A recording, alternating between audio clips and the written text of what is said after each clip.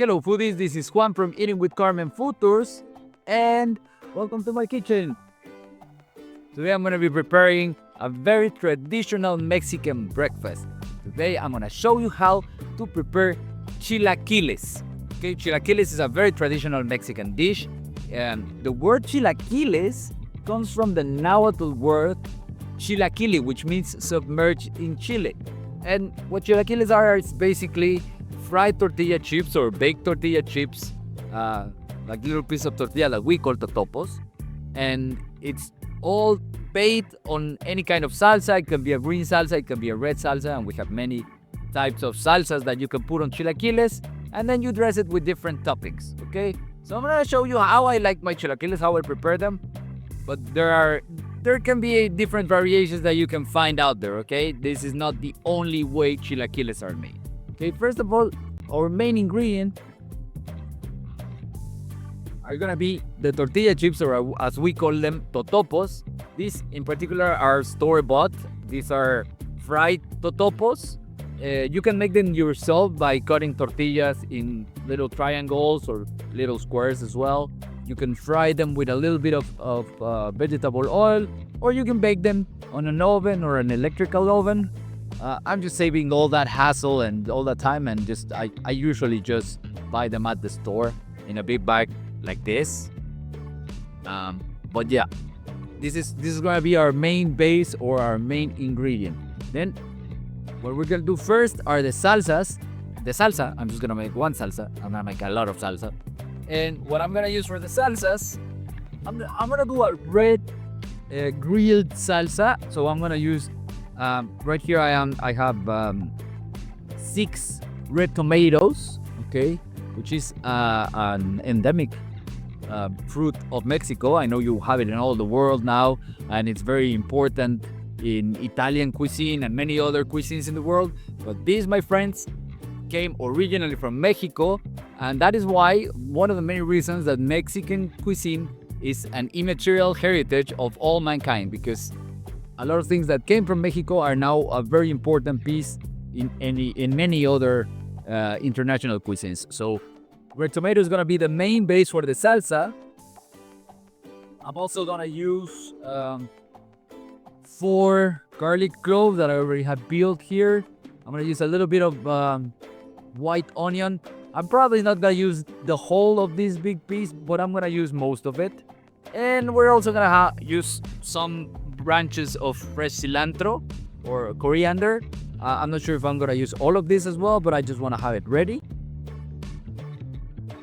But also, the most important part of a salsa is that it has to be spicy, okay? For this type of salsa, I like to use dried chiles. You can also use fresh chiles. As I say, there's a million ways of preparing a salsa. This is the way I like preparing the salsa the most, so I'm gonna teach you. I'm gonna use 3 different types of dried chiles. For the flavor, I'm gonna use chile ancho, which is one of my favorite flavors in the world. Oh my god. If you could just smell this, is beautiful.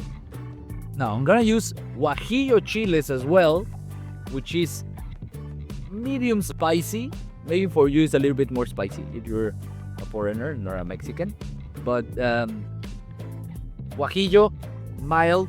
But what is really gonna give the kick to this salsa are these mean fellas, the chile de árbol. This is also a dried chile. All of them are dried chiles.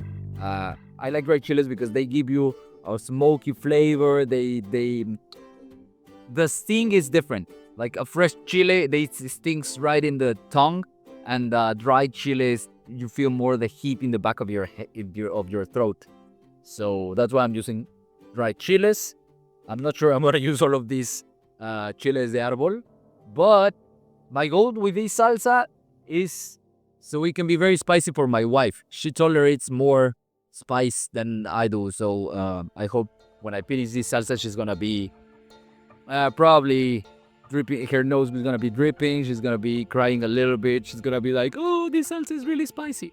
That is my goal. I hope I make it. I've never been able to do it, but I also wanna be able to eat it myself, because if it's too spicy, I'm gonna be like, "Nope, this is too spicy for me," and it's gonna be hell. So I hope I get like in the middle with that. So that's what I'm gonna use for the salsa. And then for the toppings, I already have a little bit of chopped red onion here. I don't know why you guys call it red onion. We call it purple onion because, let's be honest, it's purple. I also have some chopped fresh cilantro here, or coriander. Some fresh cheese, okay? We call this queso fresco, like fresh cheese. Maybe you know it as with different names. Cottage cheese is not quite cottage, but it's just a white, flavorful, salty cheese. It's not very aged, that's why you call it fresh cheese. We're gonna use sour cream, okay? Sour cream, any type of sour cream you wanna use. We're gonna use avocado as a topping as well, and I'm gonna teach you how to chop and serve an avocado without the risk of losing your fingers. Well, unless you don't know how to handle a knife, maybe that could be harmful for you, but yeah. I'm gonna show you how we cut the avocado in Mexico. You don't peel it, you cut it. I'm gonna show you how later. So of course I'm gonna use a little bit of water, I'm gonna use a little bit of vegetable oil, and then on top of my chilaquiles, usually on top of the chilaquiles you put some sort of protein source, like you can use like shredded beef or shredded chicken, but if it's like a breakfast chilaquiles, I prefer them with some fried eggs. Okay, so I'm gonna also prepare the fried eggs, which has no science. Probably everybody who knows a little bit of how to cook knows how to fry a couple of eggs. So, you know the deal. I'm just gonna use them. I'm probably not gonna show you how I fried the eggs. Okay, so I already turned my stove on and I started heating my comal. This is what we call a comal. Maybe you know it as a grill or I don't know how you call it in English. We call it comal, okay? And the way I'm making sure that it's hot enough is I just sprinkled a little bit of water and it evaporated instantly, so I know it's hot enough now. So I'm gonna start putting the garlic in here. I'm not putting any oil here right now. The oil I'm just gonna use it for the eggs later, okay? I'm gonna chop a little bit of this onion and put it there as well. I'm just gonna use a size piece of this size. So how much to use for your own chilaquiles? I think cooking is a self-exploration adventure, so go ahead and try different amounts of garlic, different amounts of onion. These are very flavorful elements, especially the garlic. I love the flavor of garlic, so I use a lot of garlic in all my cooking. So that's why I'm using 4 cloves. Maybe just 1 for you could be enough. You have to try it for yourself. This is no rocket science. This is no exact formula. Okay, this is just the way I like to cook my chilaquiles. All right. We're also gonna put here the tomatoes. Okay. I'm gonna chop them to put so they can cook faster. Now, you want the tomatoes to be ripe when you use them for a salsa. How do you know a tomato is ripe? Like if you feel like you can squish it with your hand and it's gonna explode, that's when it's ripe. So why do they call this? In Spanish we call it salsa tatemada. Tatemada, it actually means charred. What we want on a salsa tatemada is the flavor of charcoal, okay? The flavor of things that has carbon in them, like all vegetables. When they get burned, they get black, okay? So that's the flavor we want in our salsa. So we're gonna leave this cook until it gets black. Same thing with the chiles, okay? We're gonna put the chiles here.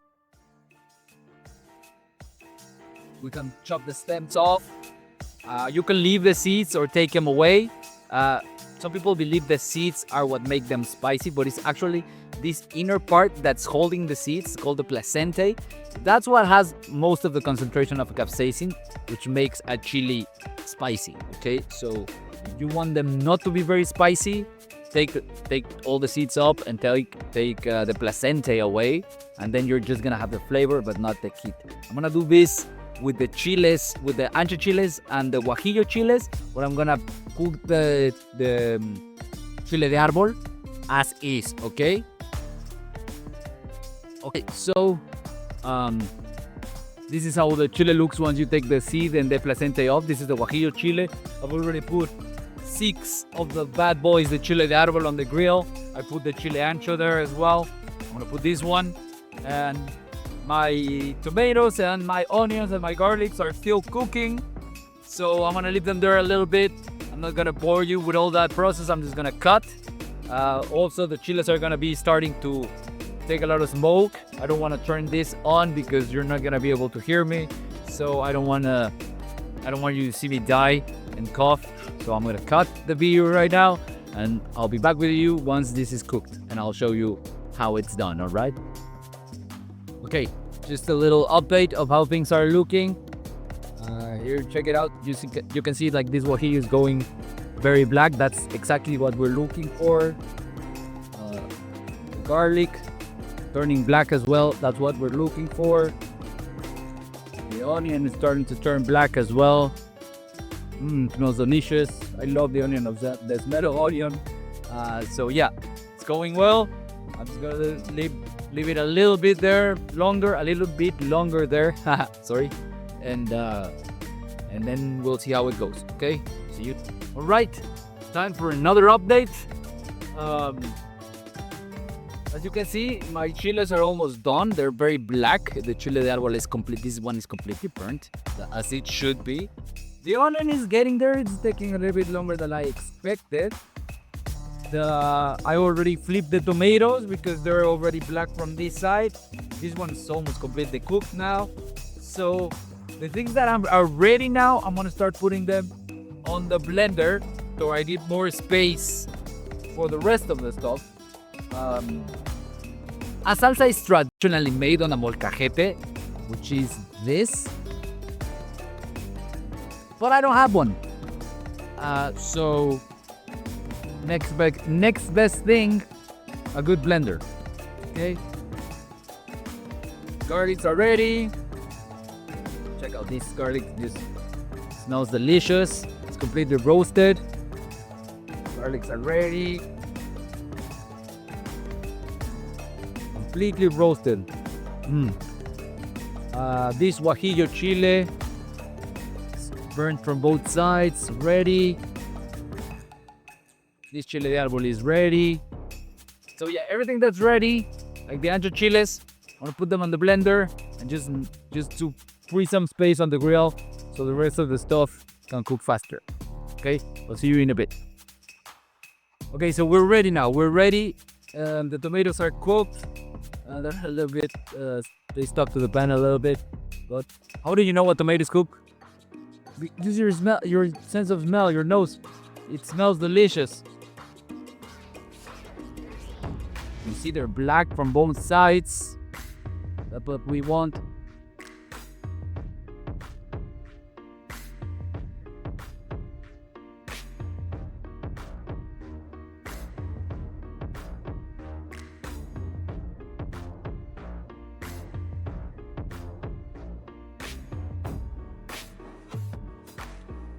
And we're gonna use the blender, but you don't wanna like just blend it all the way so it's totally liquefy. Okay, you're just gonna go like with the pulse function of your blender, a little bit by little. Okay, first we're gonna set it up on the blender. We're gonna add a good amount of salt. Salt is very important in all the cuisines of the world, but in Mexican Hispanic cultures, salt is used for blessing the food as well. So I invite you, whenever you cook and you add salt, to invoke whichever spirit or God you pray to and just like bless your food. Okay, because food is what makes us alive and it's important to bless. So a good amount of salt. Salt is very important for a salsa. You have to add enough salt. How much?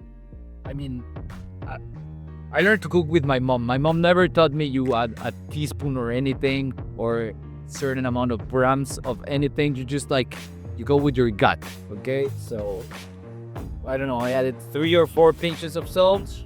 This is grain salt without fluoride or any processes. This is just sea salt, the way I like it. I'm gonna put, let's just put all of these 3 branches of cilantro in there. Okay. And then very important to add water. Not a lot, just a little bit of water.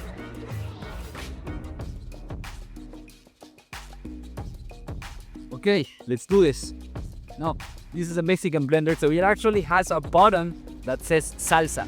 Like the bowls button, it doesn't say bowls, it says salsa because that's what we use for salsas.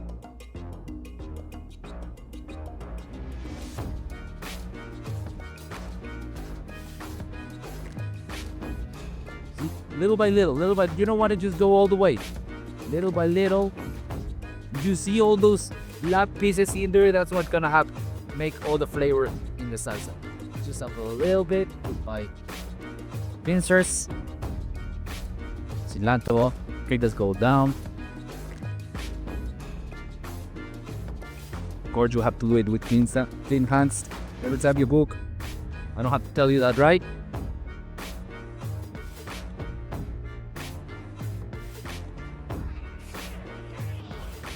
Now you want the salsa to be a little bit chunky. That's why you're going little by little. Okay, if you do it on a molcajete, that's the same thing that you're gonna get. You're gonna get chunky salsa. You don't want 100% liquid salsa. That's horrible. Okay. It is spicy. It is very spicy.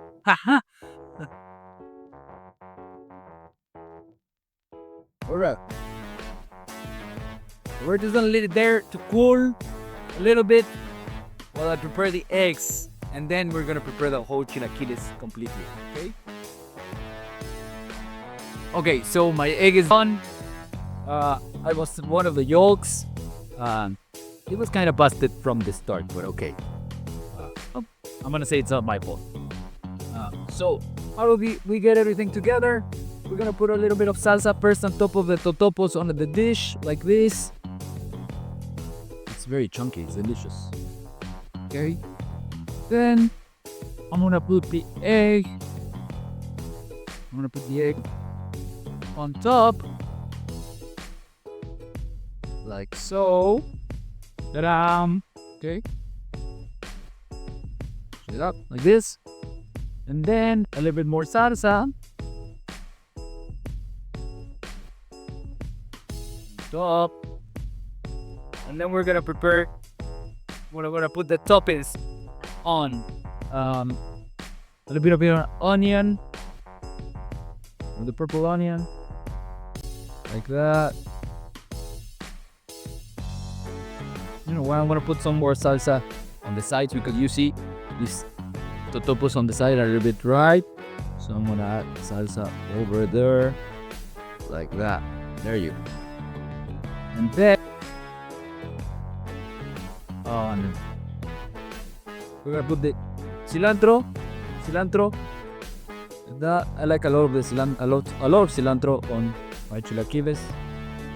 A lot. Now the cheese, usually fresh cheese, just crumbles when you do it like this.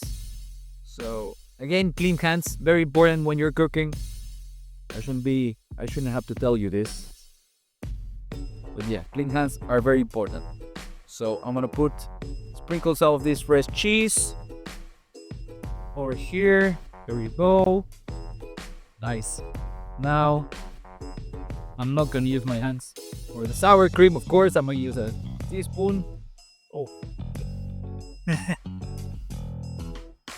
Then the last thing I promised is I was gonna teach you how to cut an avocado and not get your fingers cut. So it's very easy. You just go like this, all around the side. All right. There you go. And then you just open it. You just open it like this. Boom. This is a perfectly beautiful, ripe avocado. Of course, avocados, they have to be soft when they're ripe. Otherwise, you cannot eat them. And if you want to take the seed up, you can use a bigger knife than this. Like the one I have already here. With a bigger knife, you just and then twist it, and it comes off pretty easy. Okay, there you go. That's how you cut an avocado, and then you're gonna say, well, how do I serve the avocado? Just grab a spoon. Just grab a spoon, and you grab little slices of avocado. You put them on top of your chilaquiles as such. Oh my god, my mouth is watering so much right now. Check this out.